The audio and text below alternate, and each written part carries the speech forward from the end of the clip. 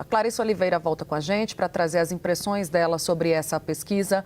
Clarissa, essa observação do Uribe é muito relevante também, porque a segurança pública parece que tem um peso muito relevante, né? Nacionalmente, em São Paulo, não é diferente, principalmente porque São Paulo, ali, o Tarcísio de Freitas decidiu abraçar de fato a ideia da segurança pública mais punitivista, mais ligada com os ideais do ex-presidente Jair Bolsonaro, colocou um bolsonarista raiz para ser o secretário de Segurança Pública, o que em alguns momentos tem lhe dado dor de cabeça, pelo que a gente percebe, né, com decisões controversas, com questões, enfim, que acabam repercutindo mal com a população.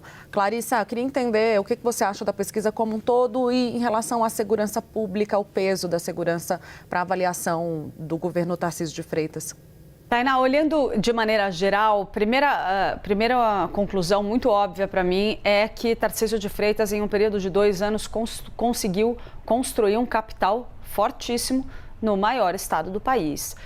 Isso o cacifa não só para a reeleição, como mostram os dados da pesquisa com muita tranquilidade, mas o cacifa também para um voo mais alto, para um projeto presidencial. A gente está falando do maior colégio eleitoral do país, uma aprovação alta e um desempenho ali que favorece a sua recondução ao cargo se ele assim desejar. Ou seja, ele foi bem recebido e teve a sua gestão até agora amplamente aprovada pela população do estado de São Paulo, apesar de ser um novato aqui no estado.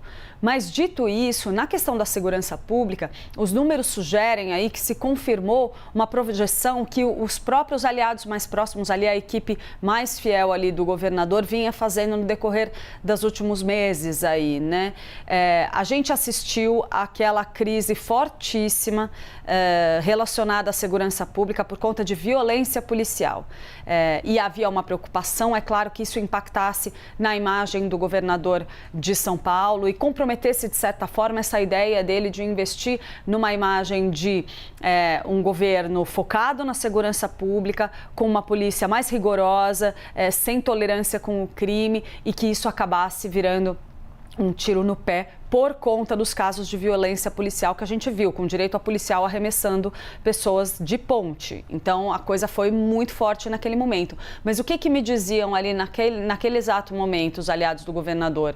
Que a expectativa era que isso sim causasse algum prejuízo imediato, mas que, dada a resposta rápida de Tarcísio, os gestos dele, acenos como reconhecer a importância das câmeras de segurança, tudo isso ajudaria a dissipar essa crise em pouco tempo. E o que os números indicam é que esse desgaste não colou, não pegou, porque, de fato, os números persistem com uma aprovação alta, governo bem avaliado e uma retomada depois de uma pequena queda que pode, eventualmente, ter relação com esses casos polêmicos que a gente viu recentemente. Então, sugere aí que essa crise de imagem provocada pela violência policial foi superada, pelo menos neste primeiro momento. Então, um outro ponto que eu acho muito importante nessa pesquisa é a gente ver a fragilidade dos adversários.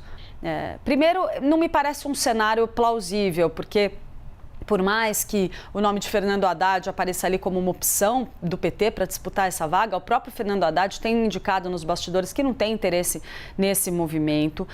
Ele já aparece aí com um desempenho frágil, o que não justificaria muito menos ele deixar o Ministério da Fazenda, a não ser que ele tenha alguma crise adicional lá que torne a permanência dele no posto inadequada ou pouco efetiva para o governo do presidente Lula, que não parece ser o caso. Lula confia plenamente no trabalho de Haddad no Ministério da Fazenda e ele é hoje o nome mais forte para disputar a sucessão presidencial caso o Lula não seja candidato. Então, esse cenário me parece pouco plausível, mas é interessante para a gente testar um pouco a imagem do PT, porque ele é um nome conhecido, com muita visibilidade e que já foi prefeito da maior cidade do país.